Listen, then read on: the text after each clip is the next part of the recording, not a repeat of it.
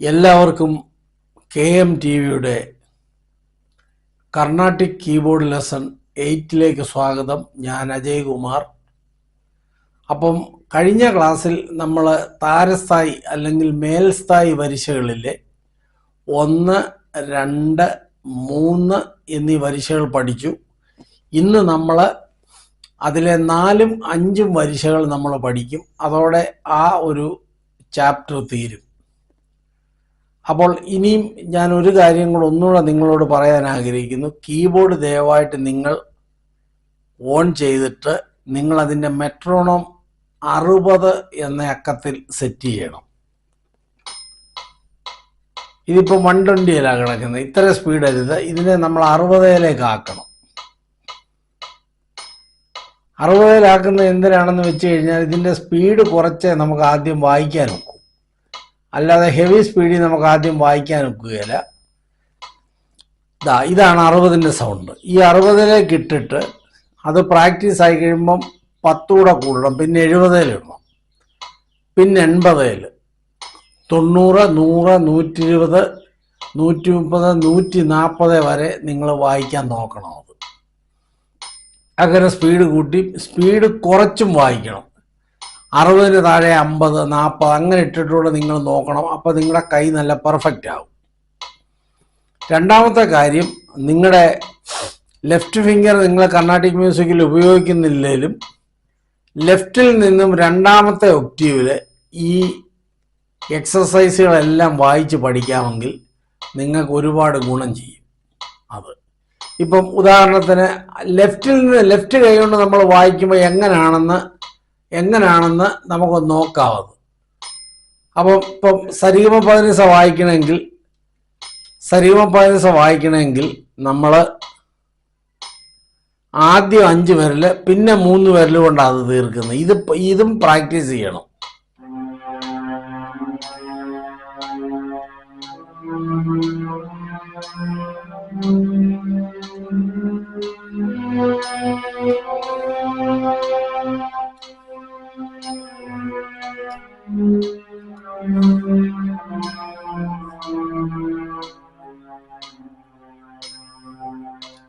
ഇങ്ങനെയും കൂടെ പ്രാക്ടീസ് ചെയ്യണം. അപ്പോൾ നമുക്ക് ഇന്നത്തെ എക്സസൈസിലേക്ക് കടക്കാം. അപ്പോൾ ഇടത് കൈ കൊണ്ട് സരിഗമ വായിക്കുന്നത് എങ്ങനെയാണെന്ന് ഞാൻ ഒന്നുകൂടെ കാണിച്ചു തരാം. കുഞ്ഞാമ്പരൽ സ, റിംഗ് ഫിംഗർ രി, മിഡിൽ ഫിംഗർ ഗ, ഇൻഡെക്സ് ഫിംഗർ മ, തമ്പ് പ, then again middle finger da, index finger ni, then sa, thumb. നമ്മൾ തിരിച്ചു പോകുമ്പോൾ തമ്പ് കൊണ്ട് സ, ഇൻഡെക്സ് ഫിംഗർ കൊണ്ട് നീ, മിഡിൽ ഫിംഗർ കൊണ്ട് ദ, then again തമ്പ് കൊണ്ട് പ, then ഇൻഡെക്സ് ഫിംഗർ കൊണ്ട് മ,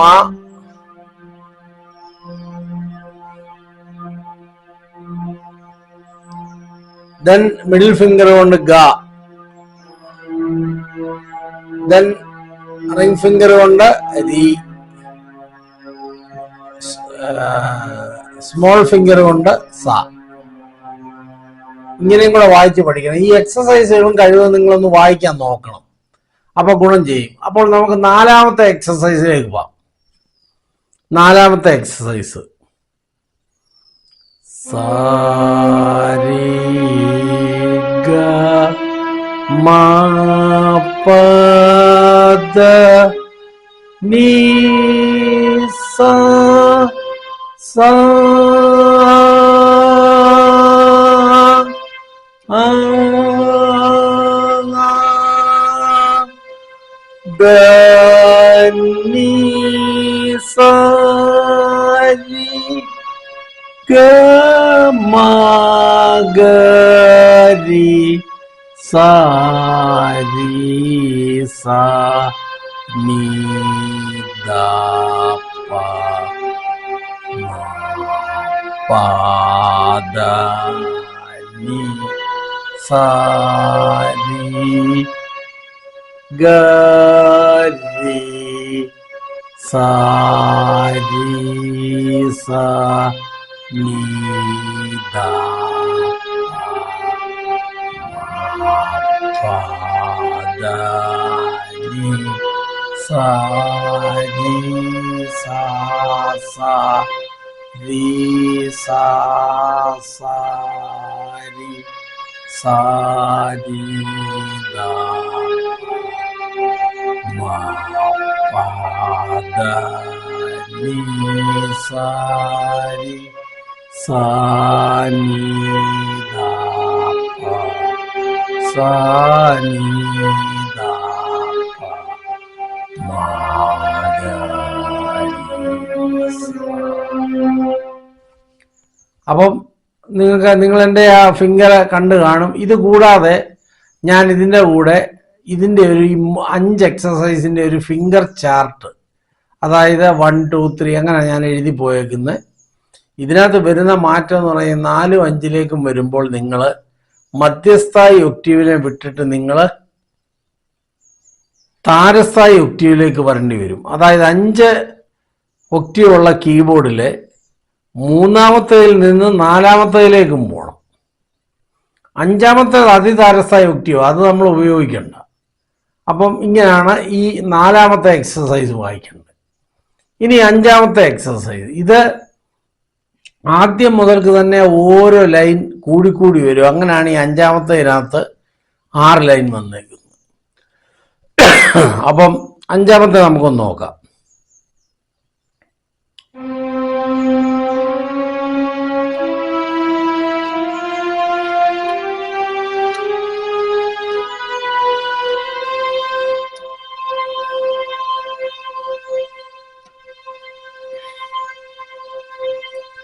അതായത് സാരി ഗമ പധ നി സ സ സ. 2ാമത്തെ ലൈൻ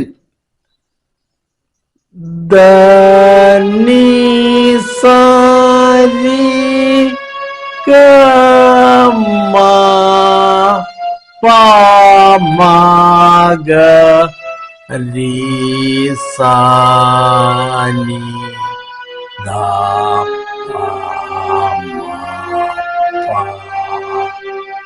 ഈ ലൈനാണ് ഇതിനകത്തൊരു പുതുതായിട്ട് വന്നില്ല. അതായത് 4ാമത്തെ ഒക്ടീവില് സാരി ഗ മ പ മ അവിടം വരെ വന്നിട്ടുണ്ട്. അതായത് ഒന്നുകൂടെ കാണിക്കാം. സാരി ഗ മ പ മ, ഇത്രയേ ഉള്ളൂ വ്യത്യാസം.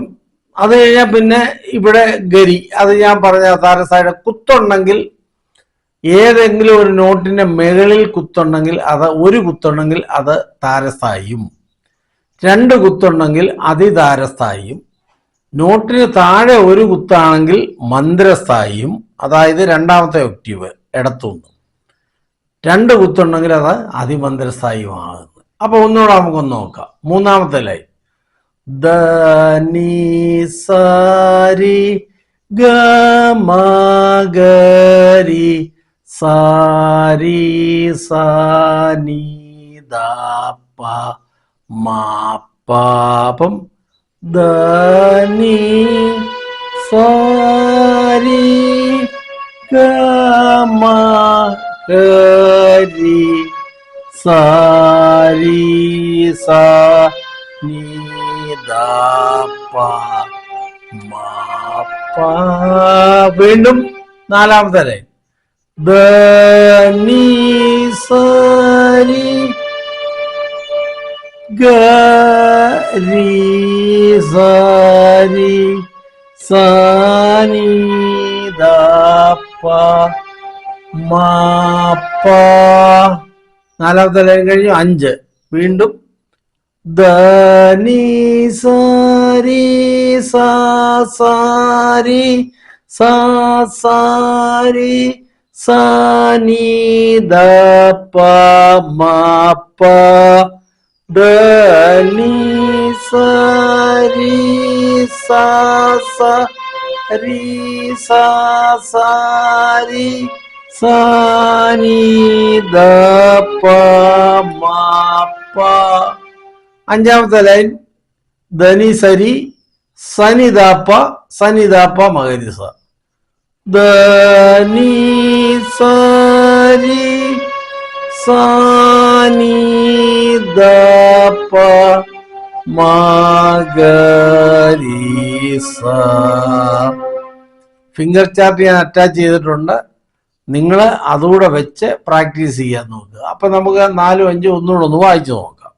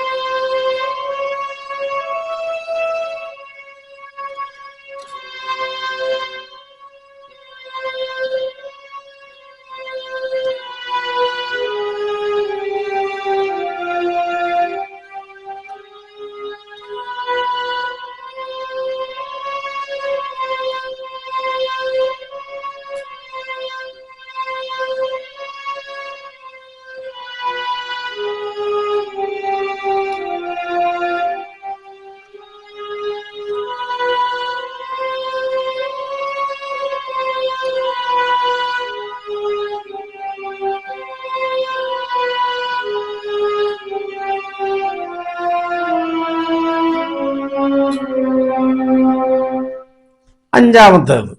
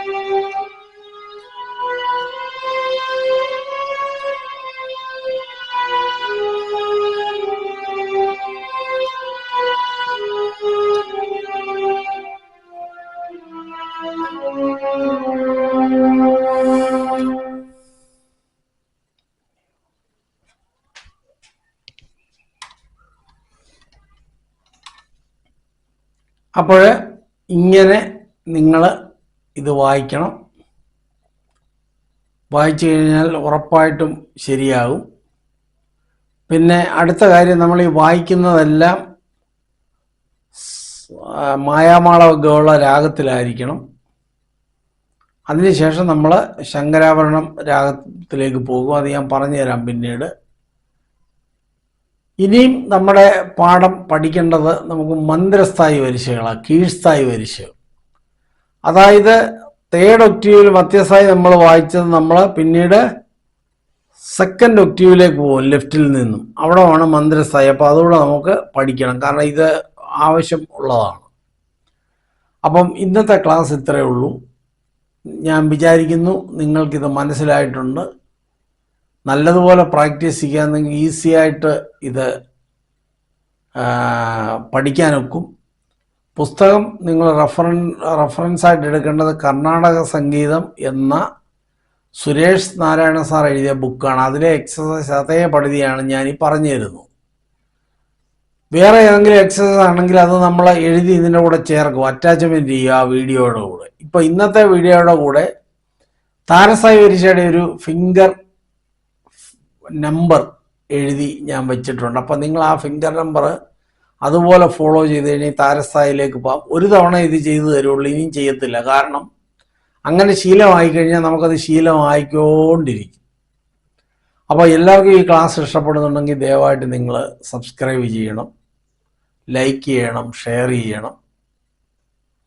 ഇപ്പോൾ ഒരുപാട് പേര് വീഡിയോ ഇത് കാണുന്നുണ്ടെങ്കിലും ആരും സബ്സ്ക്രൈബ് ചെയ്യുന്നില്ല. ദയവായിട്ട് അങ്ങനെ ചെയ്യരുത്, സബ്സ്ക്രൈബ് ചെയ്യണം. അപ്പോൾ അടുത്ത ഒരു ക്ലാസ്സുമായിട്ട് കാണുന്നതും വരെ ഞാൻ അജയകുമാർ നിങ്ങളോട് തൽക്കാലത്തേക്ക് വിട ചൊല്ലുന്നു. നന്ദി, നമസ്കാരം.